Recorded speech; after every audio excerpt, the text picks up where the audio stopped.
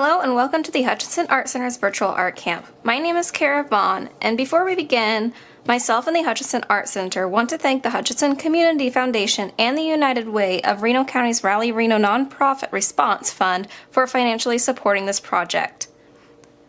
Today we are going to be making a painting out of glue and salt. I promise it sounds silly, but it's going to turn out so cool. It'll blow your mind, okay? So what you will need is glue, salt, watercolor. To start out, I'm just going to do random designs. You want to kind of think about what you want to draw. I think I'm just going to do random designs throughout.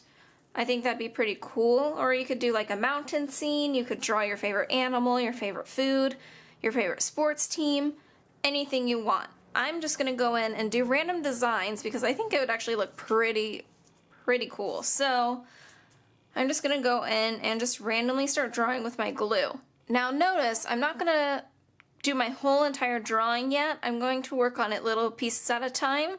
And once I have like a little section done, I'm going to go ahead and put some salt on it and then paint over that.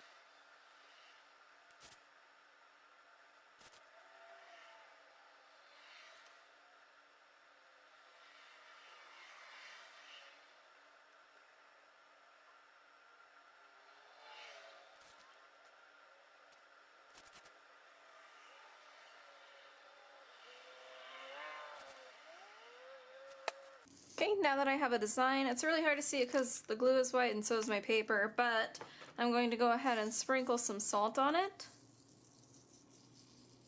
And I am being extremely generous with the salt, which means I'm using a lot just to make sure that I am covering every single wet piece of where that glue has been, and so it is completely covered. Okay, and you can see it takes the shape of the glue really well, and the salt is going to actually absorb the water from our watercolor, and since the watercolor will have actual pigment to it, it's just going to look so cool. You just have to wait and see. So what I'm going to do is I'm going to go ahead and add in all of my designs, and I will be right back once I have them all on here. And I might go ahead and just cover them in salt too as I go, so I'll just show you once I'm done. I already showed you the main part of that step, so I'm going to go ahead and take care of the rest of it and come back whenever I'm ready to add the watercolor. Okay, so I went ahead and salted the rest of my paper.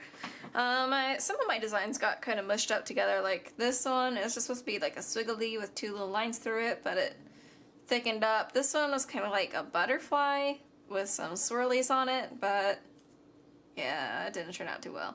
I did notice though that the glue kind of saturates around the edges a little bit, but it's weird because in some areas it doesn't do that. So I'm just going to go ahead and really saturate my brush with some water, and I think I'm just going to start with purple, and you can use normal watercolors. I honestly don't even want to use these ones. They are my shiny metallic colors, and I would rather have some more vibrant, just basic watercolors, but I can't find my watercolor set. I have no idea where it ran off to. So this is what we're working with. But you need to have it like sopping wet, and you'll see that the water just absorbs right into the salt. Super satisfying to watch. But yeah, you just drop it on. You don't like paint it. You don't do it in strokes. You just blop on water droplets. This is a really fun way to play around with different art techniques. So now I'm going to go in with another color. Let's do blue. Blue's super pretty.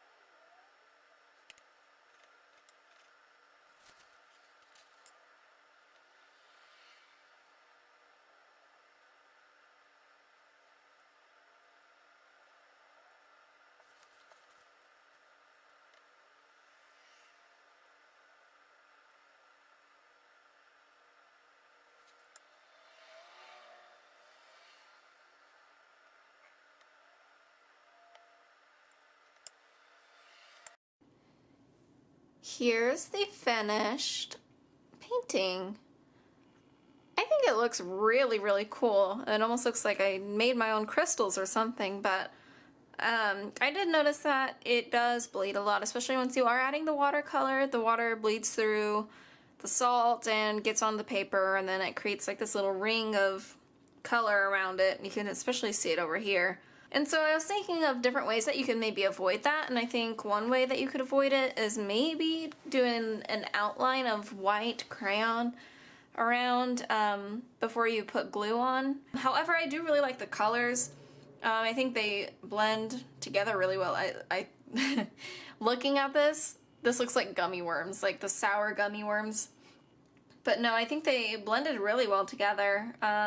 Especially this one. This one's probably my favorite because I started with this really bright green, and then I added little drops of blue to it, and then I just did blue, and then I added drops of purple to my blue, and then I did just purple. So I had this nice gradient of colors going through that shape there, and it turned out pretty cool. Anyways, I hope you enjoyed this video, and I will see you next time. Bye!